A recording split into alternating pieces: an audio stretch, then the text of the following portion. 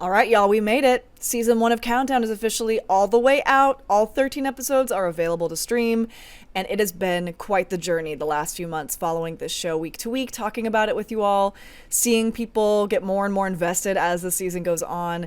It was a super fun time, and I really, really hope they renew for season 2. So let's talk about the last 2 episodes of the show, my thoughts overall, and my experience at the Los Angeles screening of the finale with the cast. It was a really good time. So let's get into it. So for some context, the Culver Theater had a free screening of the finale of Countdown for anyone who wanted to show up, first come, first serve, with a Q&A talkback with the cast, which was so much fun, you guys. I can say truly honestly that this show is so elevated on a movie theater screen. Like, it kind of makes me crazy because now I want to watch the entire series on a movie theater screen, which is simply not possible because it's a television show.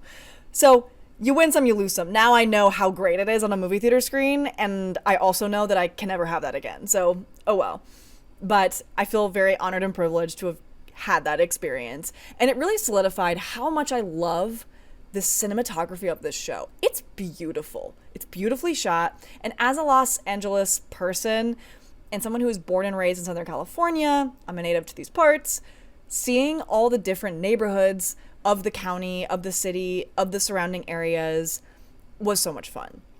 It was really cool to see where they were filming, to like recognize locations. That's like a layer to watching this show that I realize the average person probably doesn't have if they don't live here or haven't visited. But it's something that I've really enjoyed about this show. I love the title cards they do for each location. I think that's a really cool transition. I love the like the series title card countdown with the different backgrounds every episode. It's just a visually very stunning show, and just amazing on the movie theater screen. Another thing that was great was the Q&A talkback of the finale with the cast and with the creator, Derek Haas. Jensen Ackles was not there, but he did record a video kind of for the audience, expressing his condolences for not being there, and expressing his like pride for the show and his love for the cast. It was very cute. And the Q&A portion was great because you can see like the cast's dynamic has really grown. They clearly love each other so much. And if you want to see the Q&A, it's actually on YouTube. So if you go to YouTube and you search Countdown Finale Screening Q&A, it'll come up. A few people have uploaded it. And you can really see the creator talk about his decision to like wrap up a plot line in episode 10 and start a new one before the end of the season. They talk about the cliffhanger. They also clearly don't know if the show is being renewed or not, which is a little concerning, but okay. And overall, it was amazing. And let's make some noise for Jessica Camacho and Violet Bean. Stunning in their dresses, radiant. They were so sweet. We saw both of them in the hallway after the screening, and we just kind of said hi and whatever, and they were just really, really kind, beautiful, radiant people. We loved to see it. Something I think this show did really well this season was blending traditional procedural television with current streaming television. There are elements of a typical traditional procedural that this show maintained that I liked while incorporating kind of the streaming era of storytelling. It was really nice to see, and I think they did it well. I wasn't entirely sold at first with them doing one plotline for 10 episodes and then starting another one for the last 3, but the creator talks about it in the talkback, and it made more sense when he was talking about it. And also it's just like a unique thing to try. It's different. And honestly, I really respect people taking risks creatively because this genre gets old real fast. People do this genre all the time. It's not a new genre of media, of storytelling. And so any way he can kind of shake it up, I think is smart of him. And I feel like I'm more on board now than I was maybe initially. I was a little thrown off by like episode 10. I was like, wait, is this going to be relevant again? Or are we done with that? Or like, what's happening? So I liked and disliked elements of the Volchek storyline. I liked how interesting of a villain he was, how intelligent, how like intriguing that plot line was. It felt like really high stakes, and it was very complicated, and every time they thought they had figured it out, they didn't, etc. I found that really interesting. I wasn't a huge fan of just how many scenes there were with characters we didn't really know or had any emotional attachment to who were speaking entirely in a different language. I like that they didn't do the thing where they like start talking in another language and then suddenly they switch to English and you're like, wait a second, these people would not be speaking in English at this moment. So I enjoyed the realism of that. However, it was hard to like maintain my focus and attention reading that many subtitles. Not that it's because I'm not stupid. I read subtitles all the time. I put subtitles on every TV show I watch because I have processing issues. It's just, it takes me out emotionally a little bit. So there were pros and cons to that for me. For this new storyline that they've introduced in the last 3 episodes, I'm like, okay, the villain is far less interesting to me, and he's also dreadful. Like, you want him gone from this planet pretty much immediately after you see what he does to the dog. And we have less backstory on him, and you're just like, okay, so you're another like homegrown American.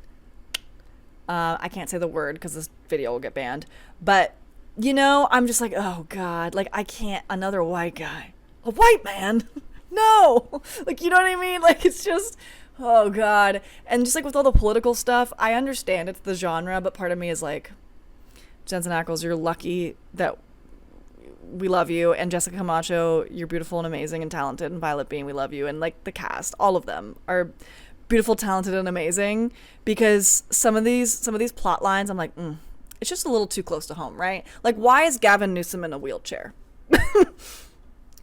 You know what I mean? Like, I'm just like, this is the governor of California, right? Like, we that's the parody we're doing, right? Okay, I'm just checking. The Molly Evans stuff was interesting, and I did not see it going there in the final episode as far as her ending up in a coma. Honestly, a part of me, the tinfoil hat part of me, is like, what if she's in a coma not because of drugs, but because of, like, the main villain was, like, trying to take her out so that they would take Shepard off the board? I don't know. That feels a little tinfoil hatty. But part of me is like, but what if?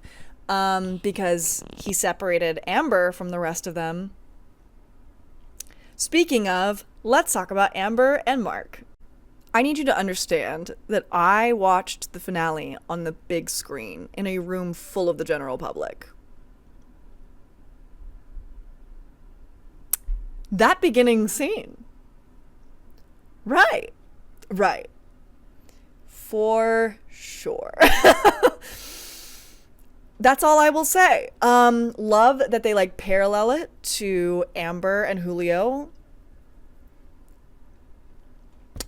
I'm really filtering myself right now. It's really crazy, actually. The whole conversation between Mark and Amber, specifically Mark basically being like, we're meant to be together, blah, blah, blah, this and that. We're magic. You can't deny it. Whatever the hell he was saying. And then he's like, LOL, JK. I'm like, bitch, you're not joking, and we know you're not, so stop that. Like, it really made me want to just kind of knock him in the face a little bit, but like, they're gonna really will they won't they us until we die. I can feel it. The thing that's horrible though is I actually love Julio. I think he's quite the catch, but